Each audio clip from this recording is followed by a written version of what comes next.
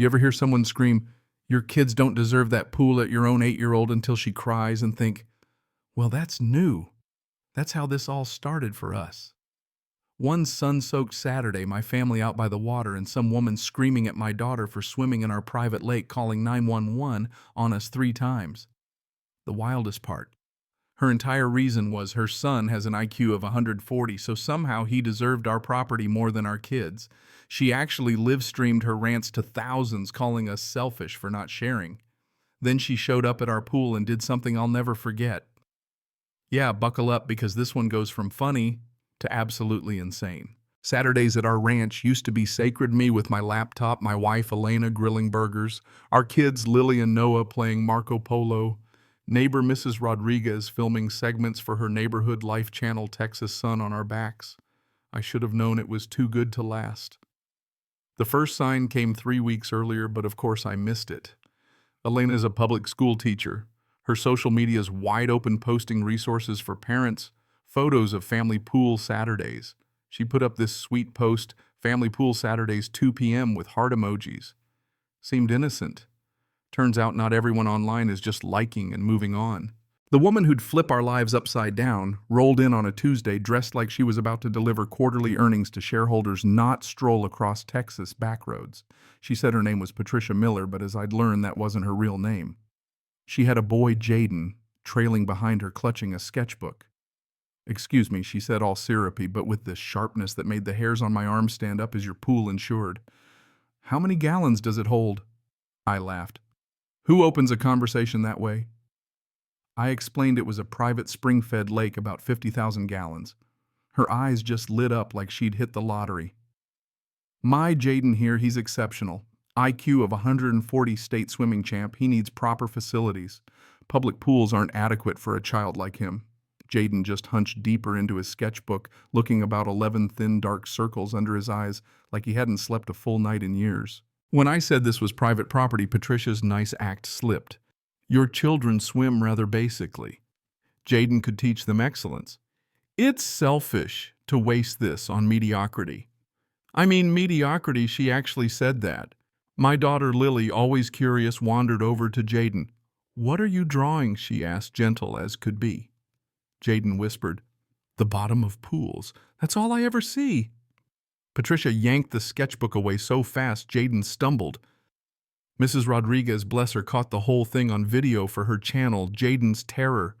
Patricia's muttering about water rights, public easements, discrimination laws, snapping photos and recording voice memos like she was building a legal case. That night, Elena came to me worried. "Someone just screenshotted all my pool posts," she said, holding her laptop. What we didn't know was Patricia went home and dumped 73 photos of our place into a folder labeled Evidence with subfolders for water rights discrimination and creepily custody leverage. Her browser history stuff, like can an HOA force shared pool access and how to regain custody after restraining order. The one that should have chilled my blood was how to prove water rights violation Texas. We thought she was just a pushy neighbor. But no, she was dangerous, obsessed with some history we couldn't even guess. 3 days later, another Saturday, Elena had posted as usual, and like clockwork, Patricia showed up. This time she was streaming live, her phone pointed at us, screaming about discrimination against gifted children. "Get out of the water, kids," I told Lily and Noah, but they were already heading toward us, sensing the tension. I climbed out, water dripping everywhere, and told Patricia to leave. Instead, she swung her phone at me, burst into tears, and wailed for her stream audience. "Look how he treats a single mother. All I wanted was for my gifted son to have access to water. It's a basic human right." Her comment section lit up, some with, "Lady, what are you doing?" But plenty of folks egged her on. She'd gone viral in a bad way. "Where's your son?" I asked, and that's when I saw Jaden by the fence, face buried in his sketchbook, trying to disappear. Patricia jerked him into the camera's frame, hissing, "Tell them how much you love swimming. Tell them how these selfish people deny you." Jaden panicked and his eyes finally broke. "Mom, please, I don't want to, not since you held me under." Patricia slapped a hand over his mouth, but it was too late. The stream caught it. "My son loves swimming," she insisted, knuckles white on his shoulder. The comments exploded. "Did she just threaten her kid? Save that boy, I'm calling CPS." Elena was already on 911 while Mrs. Rodriguez, our neighborhood Nancy Drew, kept filming. Officer Rodriguez, no relation, showed up. Cool as a cucumber, checked. Patricia's ID frowned and quietly told me, "This ID's not right. Hologram's wrong. I'll look into it." Patricia left ranting, still streaming, view count climbing. An hour later, a comment on the stream, thousands of likes. "Yo, isn't that the kid from the Arizona drowning case 3 years ago?" That's when it all changed. The next day, Patricia showed up again. Now she had props, a decibel meter, a pool test kit, more calls to 911. Excessive noise triggering my son's PTSD, she yelled, holding the meter up while only birds were chirping. She staged photos, photoshopped Coke cans to look like I was drinking on duty, and tried to smear us online. The internet roasted her bestie.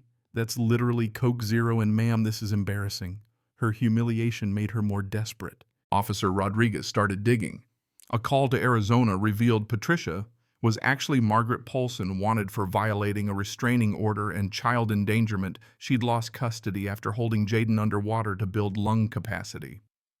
Meanwhile, Jaden started leaving us clues, a dropped sketchbook at our fence full of drawings of drowning pages, water stained by tears, captions like "Day 73, Mom says, I'm not trying hard enough."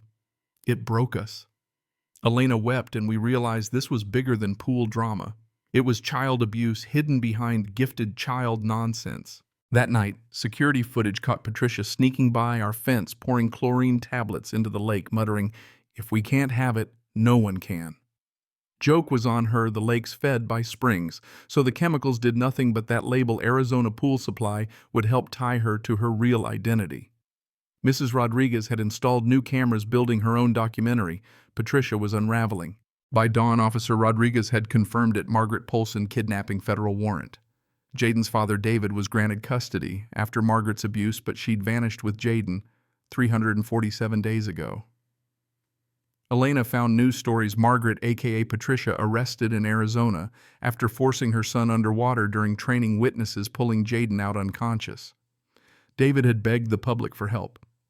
That live stream reached him in Houston. He saw Jaden in our backyard, called us shaking. "That's my boy. Please keep him safe until I get there." Jaden told us Margaret's twin sister, Catherine, helped her.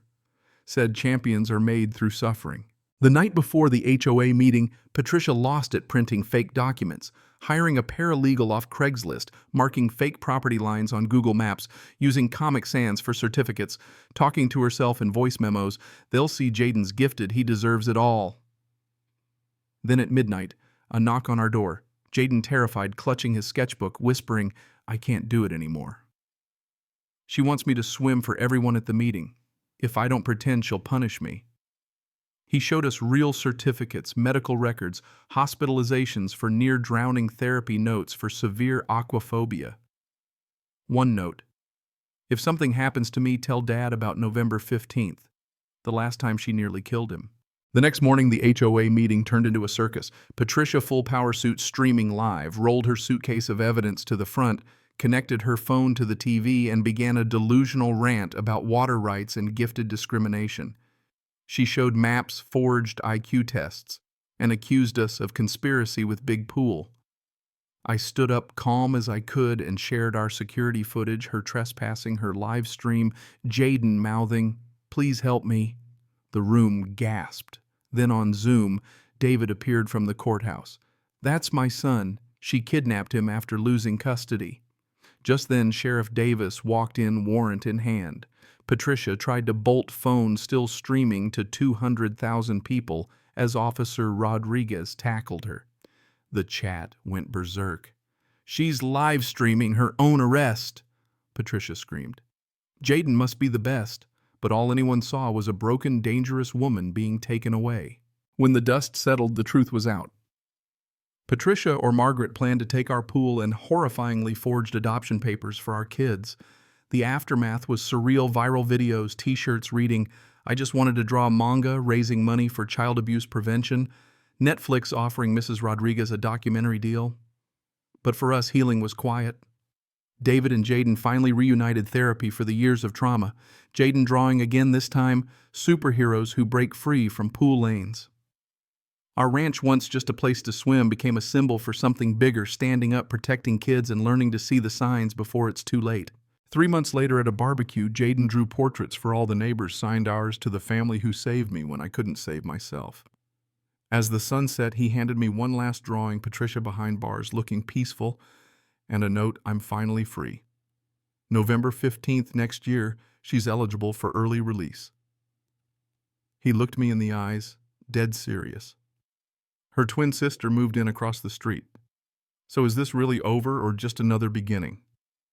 Drop your thoughts below. Ever had a neighbor like this, or see someone claim they deserve your stuff just because their kid's special? Smash that like button, subscribe for more stories, and if you've got a pool, get cameras. You never know when someone's going to show up thinking your backyard is their son's destiny. And to all the Jadens out there, your worth isn't in medals, trophies, or how long you can hold your breath. It's being seen for who you are, not who someone wants you to be.